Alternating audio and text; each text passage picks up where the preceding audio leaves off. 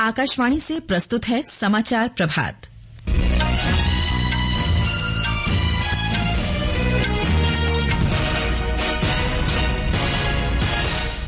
राष्ट्रपति द्रौपदी मुर्मू फिजी के सर्वोच्च सम्मान companion of the order of Fiji से सम्मानित।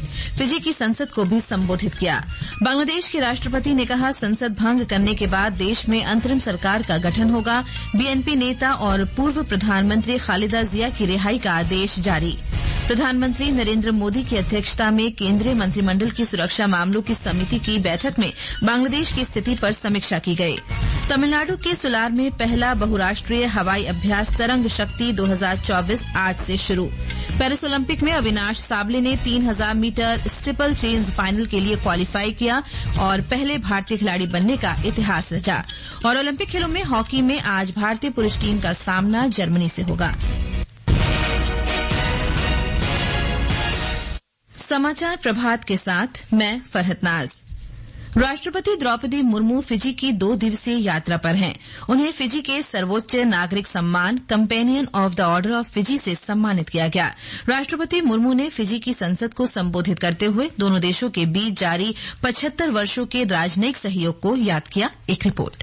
फिजी यात्रा के बाद राष्ट्रपति मुर्मू कल से 9 अगस्त तक न्यूजीलैंड के सफर पर रहेंगी। वो गवर्नर जनरल सिंडिकीरो के निमंत्रण पर न्यूजीलैंड जाएंगी। वहां वो सिंडिकीरो और प्रधानमंत्री क्रिस्टोफर लुक्सोन के साथ द्विपक्षीय बैठकें करेंगी, शिक्षा संबंधी एक सम्मेलन को संबोधित करेंगी और भारतीय समुदाय से मुलाकात करेंगी। राष्ट्रपति मुर्मू की विदेश यात्रा का अंतिम पड़ाव तिमोर लेस्टे है। वो 10 अगस्त को वहां पहुंचेंगी। इन यात्राओं से इस क्षेत्र में भारत के कूटनीतिक और आर्थिक संबंधों को मजबूती मिलने की संभावना है। साथ ही इसके जरिए प्रशांत और दक्षिण पूर्व देशों के साथ भारत के संबंधों को आगे बढ़ाने की देश की प्रतिबद्धता पर भी जोर परिलक्षित है। फिजी से श्री साई की रिपोर्ट के साथ समाचार कक्ष से मैं नईम अख्तर।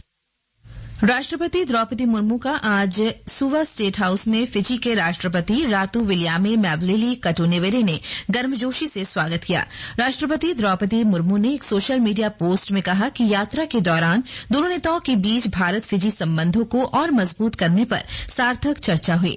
राष्ट्रपति ने कहा कि स्टेट हाउस में उन्होंने राज्य प्रमुखों के आवासों का सौरीकरण परियोजना के विकास की भी समीक्षा की। ये परियोजना भारत के सहयोग से चलाई जा रही है, जिसका उद्घाटन पिछले वर्ष फरवरी में किया गया था। बांग्लादेश के राष्ट्रपति मोहम्मद शहाबुद्दीन ने कहा है कि संसद भंग करने के बाद देश में अंतरिम सरकार का गठन होगा। ढाका के बंग भवन में सेना के तीनों अंगों के प्रमुखों की उपस्थिति में विभिन्न राजनीतिक दलों के नेताओं और नागरिक सामाजिक संगठनों के प्रतिनिधियों के साथ बैठक में उन्होंने ये बात कही। एक रिपोर्ट।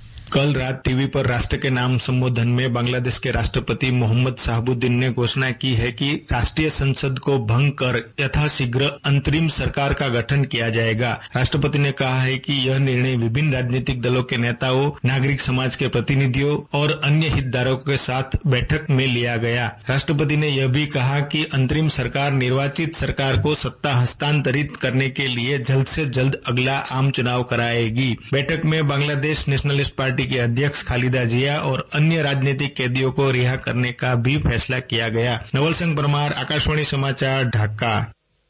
प्रधानमंत्री नरेंद्र मोदी की अध्यक्षता में केंद्रीय मंत्रिमंडल की सुरक्षा मामलों की समिति की कल नई दिल्ली में बैठक हुई, जिसमें बांग्लादेश की स्थिति की समीक्षा की गई। बैठक में विदेश मंत्री डॉ सुब्रमण्यम जयशंकर, गृहमंत्री अमित शाह, रक्षा मंत्री राजनाथ सिंह, वित्त मंत्री निर्मला सीतारामन और अन्य मंत्री भी शामिल हुए।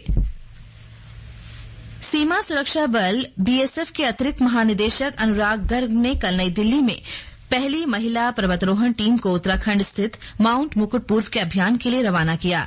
12 महिला पर्वतारोहियों का ये दल 23,392 फीट ऊंचे मुकुट पूर्व की चोटी पर चढ़ाई करेगा और वहां राष्ट्रीय और सीमा सुरक्षा बल का ध्वज फहराएगा। कार्यक्रम के दौरान श्री गर्ग ने कहा कि ये पहली बार है जब महिला पर्वतारोहियों का दल 23,000 से 24,000 फीट की ऊंचाई पर चढ़ाई करेगा। उन्होंने कहा कि बीएसएफ कई वर्षों से पर्वतारोहण को बढ़ावा दे रहा है और बल के कई सदस्यों ने राष्ट्रीय पुरस्कार भी जीते हैं। नई दिल्ली में आज भारत की मेजबानी में बिम्स्टेक यानी बंगाल की खाड़ी बहु क्षेत्रीय तकनीकी और आर्थिक सहयोग पहल के व्यावसायिक शिखर सम्मेलन का आयोजन हो रहा है। विदेश मंत्री डॉक्टर सुब्रमण्यम जयशंकर 3 दिन के सम्मेलन का उद्घाटन करेंगे, जबकि वाणिज्य और उद्योग मंत्री पीयूष गोयल और अन्य नेता इसे संबोधित करेंगे। इस कार्यक्रम में बिम्स्टेक के सदस्य देशों के कई मंत्री, उच्च सरकारी अधिकारी, नीति निर्माता, उद्यमी और उद्योग जगत से जुड़े लोग भाग लेंगे। विदेश मंत्रालय ने कहा है कि बिम्स्टेक व्यावसायिक शिखर सम्मेलन बंगाल की खाड़ी क्षेत्र की 300 से अधिक हितधारकों को एक साथ लेकर आएगा, ताकि इस क्षेत्र में आर्थिक सहयोग की सुविधा दी जा सके और व्यापारिक सुविधाओं, क्षेत्रीय संपर्क, ऊर्जा सुरक्षा, समावेशी विकास और सतत विकास के क्षेत्रों में आगे बढ़ने के रास्ते तलाशे जा सकें। ये समाचार आकाशवाणी से प्रसारित किए जा रहे हैं। समाचार प्रभात में आपका फिर स्वागत है। भारत आज से तमिलनाडु के सुलार में अपने पहले बहुराष्ट्रीय हवाई अभ्यास तरंग शक्ति 2024 की मेजबानी करेगा। इस युद्धाभ्यास में करीब 30 देश भाग लेंगे, जिनमें से 10 देश अपने लड़ाकू विमानों के साथ शामिल होंगे। नई दिल्ली में voice of chief air staff air marshal AP Singh ने बताया कि अभ्यास का पहला चरण आज से 14 अगस्त तक तमिलनाडु के सुलार में और दूसरा चरण 29 अगस्त से 14 सितंबर तक राजस्थान के जोधपुर में आयोजित होगा। एयर मार्शल एपी सिंह ने बताया कि इस अभ्यास में भारत अपने स्वदेशी लड़ाकू विमानों और उपकरणों का प्रदर्शन करेगा। उन्होंने कहा कि भारत के तेजस, राफेल, मिराज 2000, जगुआर, मिग-29 और अन्य लड़ाकू विमान इस अभ्यास में शामिल होंगे। तेलंगाना में कृष्णा नदी पर नागार्जुन सागर परियोजना में जल भरने के बाद कल इसके 16 द्वार खोल दिए गए, जिससे 1,63,000 क्यूसेक पानी छोड़ा गया। इस परियोजना में रात 8 बजे तक 3,16,000 क्यूसेक पानी जमा हो गया था। सिंचाई विभाग के अधिकारियों ने सबसे पहले सुबह में इसके 6 द्वार खोले, लेकिन जल की यथास्थिति बरकरार रखने पर अधिक पानी छोड़ने के लिए 10 और द्वार खोल दिए गए। इसके अतिरिक्त 8,000 क्यूसेक पानी नागार्जुन सागर की दाहिने ओर की नहर में और 5,000 क्यूसेक जल बाईं तरफ की नहर में छोड़ा गया। नागार्जुन सागर परियोजना में जलस्तर 584.4 फीट दर्ज किया गया, जबकि इस जलाशय की पूर्ण क्षमता 590 फीट है। जिले के कलेक्टर सी नारायण रेड्डी ने बताया कि इस क्षेत्र में इस वर्ष 2 फसलों के लिए सिंचाई सुविधाएं मुहैया कराई जाएंगी। इसके अतिरिक्त जिले में सिंचाई के लिए बने जलाशयों को भी नहरों के माध्यम से भरा जाएगा।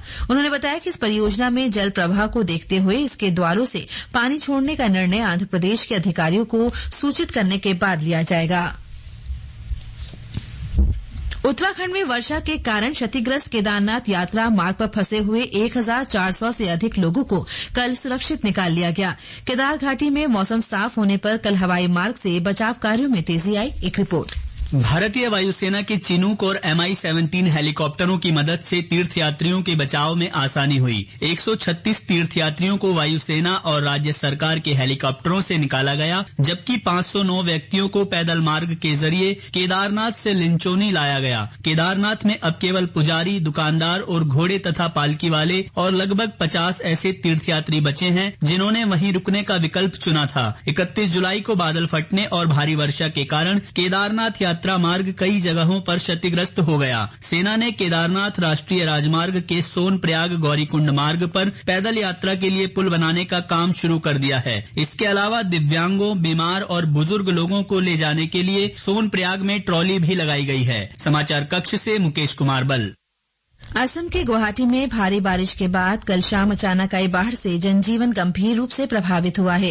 गुवाहाटी के विभिन्न इलाकों में बड़े पैमाने पर जलभराव की सूचना है।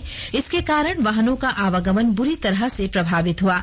स्थिति को देखते हुए गुवाहाटी नगर निगम क्षेत्र में स्कूल, कॉलेज और कोचिंग सेंटर सहित सभी शिक्षा संस्थान आज बंद कर दिए गए हैं।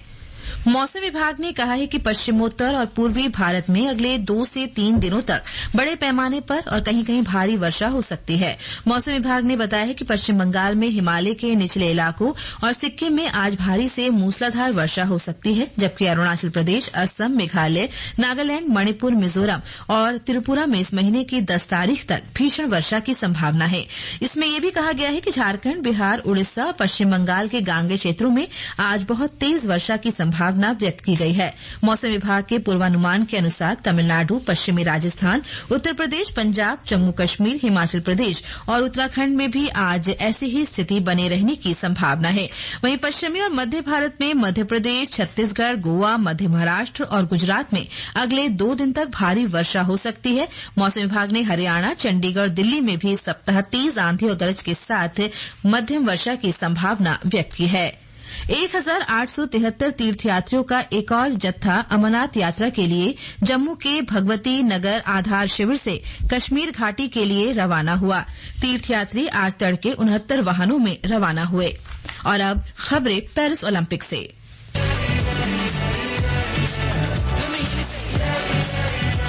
बैडमिंटन में पुरुष सिंगल्स का कांस्य पदक का मुकाबला खेलने उतरे लक्ष्य सेन अपना मैच मलेशिया के जीजिया ली से 21-13, 16-21 और 11-21 से हार गए। इसी स्पर्धा का स्वर्ण पदक डेनमार्क के विक्टर एक्सेसन ने बरकरार रखा। शूटिंग में मिश्रित युगल के कांस्य पदक मैच में माहेश्वरी चौहान और अनंतजीत सिंह नरूका चीन की जोड़ी से 44-43 से हार गए। महिला कुश्ती के 68 किलो भार वर्ग में निशा दैया ने अपना पहला बाउट यूक्रेन की तेतियाना रिस्को को हराकर अगले राउंड में प्रवेश किया, जहां वे उत्तर कोरिया की पाक सोगुम से कुश्ती के दौरान गंभीर रूप से घायल होकर प्रतियोगिता से बाहर हो गयी। कल शाम पुरुषों की 3000 मीटर स्टीपल चेज स्पर्धा में अविनाश साबले ने 8 मिनट 15.43 सेकंड्स के समय के साथ अपनी हीट में 5वें स्थान पर रहकर फाइनल में प्रवेश किया।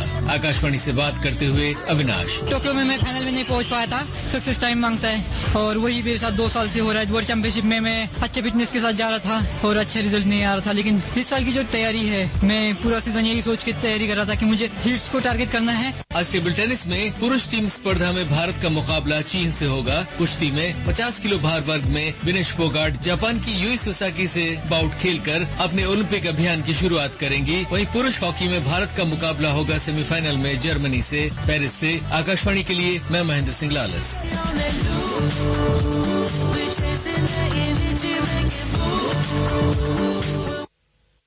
वहीं कावा महिला वॉलीबॉल लीग के फाइनल मैच में मेजबान नेपाल ने कल मालदीव को 3-0 से हरा दिया। अपने पहले मैच में नेपाल ने श्रीलंका को 3-0 से हराया था, जबकि दूसरे मैच में उसने खिताब के दावेदार भारत को 3-2 से हराकर सेमीफाइनल में जगह बनाई थी। हालांकि रविवार को तीसरे मैच में नेपाल का प्रदर्शन ठीक नहीं रहा और ईरान ने उसे 3-2 से हरा दिया था।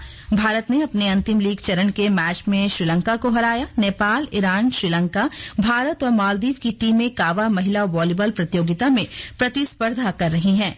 कल सेमीफाइनल में पहले स्थान पर रहने वाली टीम चौथे स्थान की टीम से, जबकि दूसरे स्थान पर रहने वाली टीम तीसरे स्थान की टीम से खेलेगी। इसके बाद 7 अगस्त को फाइनल मुकाबला खेला जाएगा।